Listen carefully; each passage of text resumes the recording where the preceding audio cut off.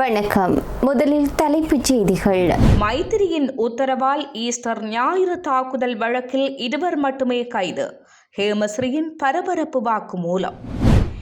Easter தாக்குதலின் முதல் தீர்ப்புக்கு முன்னர் பூஜித் கடத்திய 7 வருடங்கள். மிகுந்த மகிழ்ச்சியில் மைத்ரி. நீதிமன்றில் ஹேமஸ்ரீ பெர்னாண்டோ முன்வைத்த சர்ச்சைக்குரிய கருத்து. ஈஸ்டர் தாக்குதல் வழக்கில் நடந்த அதிரடி திருப்பம். பூஜித், ஜெயசுந்தர மற்றும் ஹேமஸ்ரீ தொடர்பில் வெளியான தகவல். பேச்சுவார்த்தைக்கு வரும் வரை கடும் தாக்குதல். ஈரானுக்கு ட்ரம்பின் பேரிடியான அறிவிப்பு.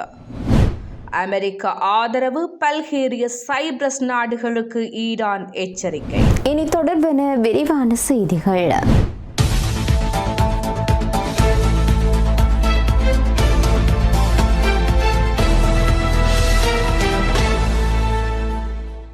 ஈஸ்டர் ஞாயிறு தாக்குதல் வழக்கில் மரண தண்டனை விதிக்கப்படுவதற்கு முன்னர் நீதிமன்றத்தில் வாக்குமூலம் அளித்த முன்னாள் பாதுகாப்பு செயலாளர் ஹேமஸ்ரீ பெர்னாண்டோ அப்போதைய அரசு புலனாய்வு சேவையினுடைய பணிப்பாளர் நிலந்து ஜெயவர்தனவை ஈஸ்டர் தாக்குதலில் சதிகாரிகளில் ஒருவர் என குற்றம் சாட்டினார். நேற்றைய தினம் ஜூலை மாதம் 31ஆம் தேதி கொழும்பு நிரந்தர மூவரடங்கிய மேல் நீதிமன்றத்தில் நடைபெற்ற விசாரணையின் போது ஹேமஸ்ரீ பெர்னாண்டோ இந்த பரபரப்பு வாக்குமூலத்தை அளித்துள்ளார்.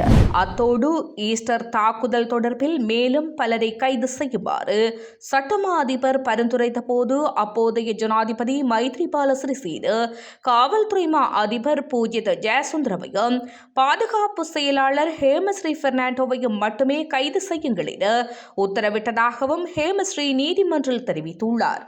இந்த வாக்குமூலத்தை தொடர்ந்து கொழும்பு மூவரடங்கிய மேல் நீதிமன்ற நீதியரசர்கள் குழாம் பூஜித், ஜெயசுந்தர மற்றும் ஹேமஸ்ரீ பெர்னாண்டோ ஆகியோருக்கு மரண தண்டனை விதித்து தீர்ப்பளித்தது.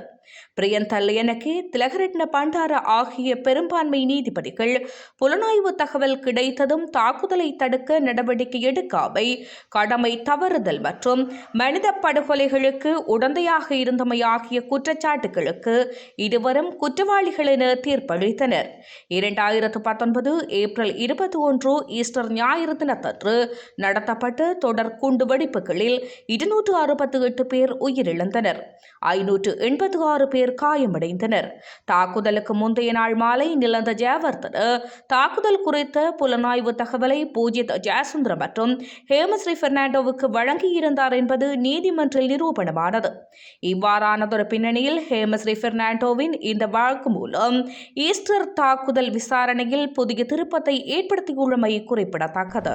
2019ஆம் ஆண்டு ஈஸ்டர் ஞாயிறன்று முஸ்லிம் தீவிரவாத குழு ஒன்று மேற்கொண்ட தற்கொலை குண்டு தாக்குதல் தொடர்பாக முன்கூட்டியே புலனாய்வு எச்சரிக்கைகள் கிடைத்திருந்த போதிலும் அந்த தாக்குதலை தடுக்க தவறியதற்கு யார் பொறுப்பேற்க வேண்டும் என்ற கேள்வி நீண்ட காலமாக விவாத பொருளாக இருந்து வந்துள்ளது.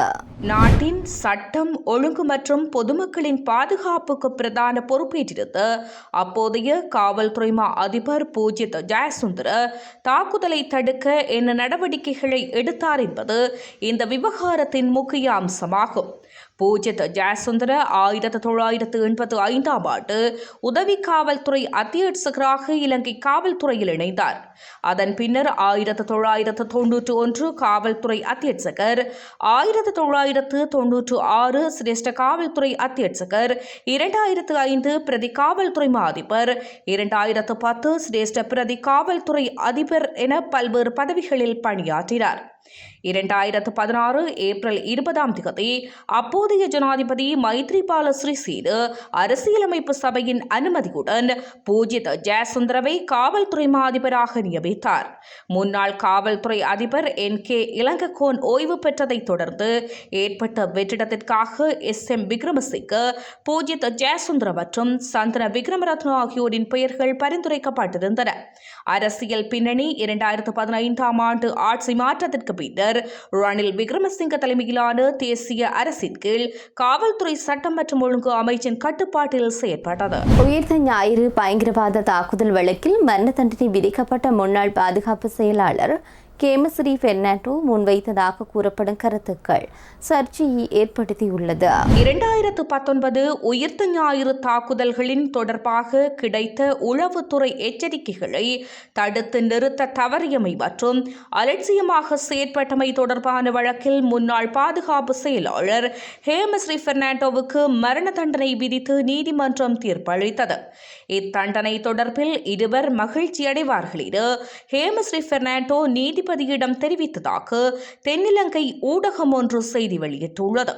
அதன்படி நீதிமன்றத்தால் தண்டனை அறிவிக்கப்பட்டதை தொடர்ந்து நீதிபதியை பார்த்து ஹேமஸ்ரீ பெர்னாண்டோ, நீதிபதி ஐயா, இன்றைய இந்த தீர்ப்பானது உயிர்த்த ஞாயிறு பயங்கரவாத தாக்குதலை சுற்றியுள்ள சதித்திட்டத்தின் இறுதி முடிவாகும். இந்த தீர்ப்பை கேட்டு இருவர் மட்டுமே அளவில்லா மகிழ்ச்சி அடைவார்கள். ஒருவர் ஆரம்பத்திலிருந்தே சட்டமா அதிபர் திணைக்களத்தால் பாதுகாக்கப்பட்ட நிலந்த ஜெயவர்தன, மற்றையவர் முன்னாள் ஜனாதிபதி மைத்ரிபால சிறிசேன என குறிப்பிட்டுள்ளார். நேற்றைய தினம் 2019 உயிர்த்த ஞாயிறு தாக்குதல்கள் தொடர்பான வழக்கில் முன்னாள் போலீஸ் மா அதிபர் பூஜித் ஜெயசுந்தர மற்றும் முன்னாள் பாதுகாப்பு செயலாளர் ஹேமஸ்ரீ பெர்னாண்டோ ஆகியோருக்கு மரண தண்டனை விதிக்கப்பட்டது. மரண தண்டனை விதிக்கப்பட்ட முன்னாள் போலீஸ் மா அதிபர் பூஜித் ஜெயக்கொடி மற்றும் முன்னாள் பாதுகாப்பு செயலாளர் ஹேமஸ்ரீ பெர்னாண்டோ ஆகியோரை வெலிக்கடை சிறையில் வைக்க முடிவு செய்யப்பட்டுள்ளது. உயிர்த்த ஞாயிறு பயங்கரவாத தாக்குதல் நடத்தப்பட உள்ளதாக புலனாய்வு தகவல்கள் கிடைத்திருந்த போதிலும் அதனை தடுப்பதற்கு நடவடிக்கை எடுக்காமை, கடமை தவறியமை மற்றும் கொலைக்கு உடந்தையாக இருந்தமை ஆகிய குற்றச்சாட்டுகளில் முன்னாள் போலீஸ் மா அதிபர் பூஜித் ஜெயசுந்தர மற்றும் முன்னாள் பாதுகாப்பு செயலாளர் ஹேமஸ்ரீ பெர்னாண்டோ ஆகியோருக்கு கொழும்பு நிரந்தர நீதாய மேல் நீதிமன்ற அமர்வின் பெரும்பான்மை நீதிபதிகளால் நேற்று மரண தண்டனை விதிக்கப்பட்டது. தீர்ப்பு வழங்கப்பட்டதை தொடர்ந்து அவர்கள் இருவரும் நீதிமன்றத்திலிருந்து சிறைச்சாலைக்கு அழைத்துச் செல்லப்பட்டு இருவரும் வெலிக்கடை சிறையில் கைதிகளாக பதிவு செய்யப்பட்டுள்ளனர். இதனை அடுத்து கைதிகளுக்கு பரிந்துரைக்கப்பட்ட ஆடைகள் இருவருக்கும் வழங்கப்பட்டதாக சிறைத்துறை அதிகாரிகள் தெரிவித்துள்ளனர். 2019 ஏப்ரல் 21 அன்று 3 தேவாலயங்கள் மற்றும் 3 சொகுசு விருந்தகங்களை இலக்கு வைத்து நடத்தப்பட்ட ஒருங்கிணைந்த தற்கொலை தாக்குதல்களில் வெளிநாட்டவர்கள் உள்ளடங்கலாக 260க்கும் மேற்பட்டோர் உயிரிழந்ததுடன் நூற்றுக்கணக்கானோர் காயமடைந்தனர். இது தொடர்பில் முன்கூட்டியே உளவுத்துறை எச்சரிக்கைகள் கிடைத்த போதிலும் தங்களது அதிகாரப்பூர்வ பொறுப்புகளை நிறைவேற்ற தவறியவை, கடமை வீழ்ச்சி, கொலை மற்றும் கொலை முயற்சிக்கு உடந்தையாக இருந்தமை ஆகிய குற்றச்சாட்டுகளில் இருவரும் குற்றவாளிகளாக அடையாளம் காணப்பட்டு இந்த தீர்ப்பு வழங்கப்பட்டுள்ளது. ஈரான் மீண்டும் பேச்சுவார்த்தை மேசைக்கு திரும்பும் வரை தாக்குதல்கள் தொடரப்போவதாக அமெரிக்க ஜனாதிபதி டொனால்ட் ட்ரம்ப் அறிவித்திருக்கின்றார். அந்நாட்டின் அமைச்சரவை கூட்டத்தின் போது இதுகுறித்து பேசிய ட்ரம்ப், ஈரானை தொடர்ந்து கடுமையாக தாக்குவோம் என்றும் தாங்க முடியாத ஒரு கட்டத்தில் அவர்களே இறங்கி வருவார்கள் என்றும் குறிப்பிட்டுள்ளார். இந்த மோதல் தொடங்கி 5 மாதங்கள் கடந்துள்ள நிலையிலும் கடந்த ஜூன் மாதம் எட்டப்பட்ட போர் நிறுத்த ஒப்பந்தம் சில வாரங்களிலேயே முறிவடைந்தது.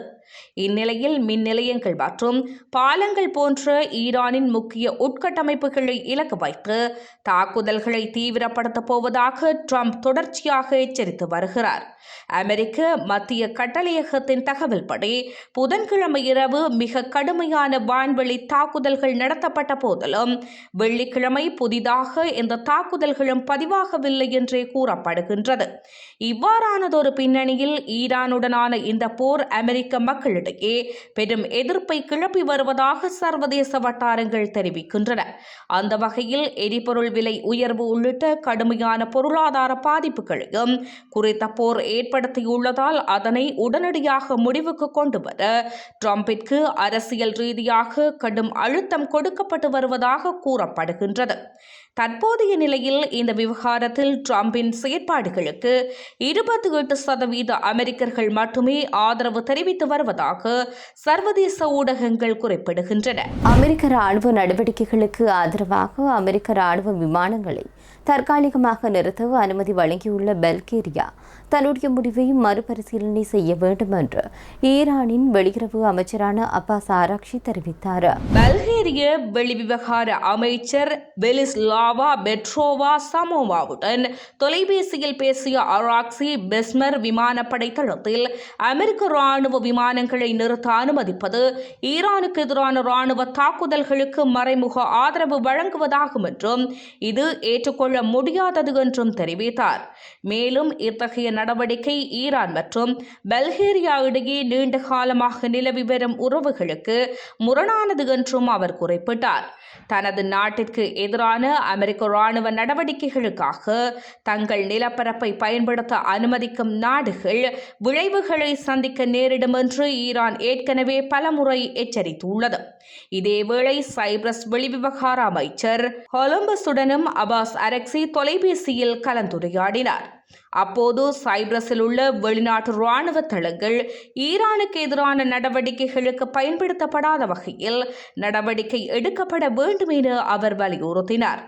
கடந்த வாரம் பல்கேரிய நாடாளுமன்றம் பெஸ்மர் விமானப்படை தளத்தில் அமெரிக்காவின் KC-135 வகை எரிபொருள் நிரப்பும் விமானங்கள் 8 வரை மற்றும் 250 ராணுவ பணியாளர்கள் வரை தற்காலிகமாக நிலைநிறுத்துவதற்கு ஒப்புதல் வழங்கியது. இந்த முடிவு ஈரானின் எதிர்ப்பையும் மீறி எடுக்கப்பட்டது.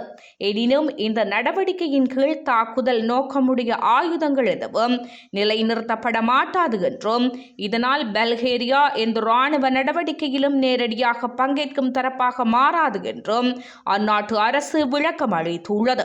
சைப்ரஸில் RAF Arrow 3 உள்ளிட்ட 2 பிரித்தானிய இறையாண்மை கொண்ட ராணுவ தளங்கள் உள்ளன. இஸ்ரேலும் அமெரிக்காவும் ஈரானுக்கு எதிரான தாக்குதல்களை ஆரம்பித்த சில நாட்களுக்கு பிறகு கடந்த மார்ச் மாத தொடக்கத்தில் Arrow 3 விமானப்படை தளம் மீது ஈரான் அனுப்பிய ஆளில்லா விமான தாக்குதல் நடத்தியதாக தெரிவிக்கப்பட்டுள்ளது. இத்துடன் செய்திகள் நிறைவடைகின்றன. நன்றி.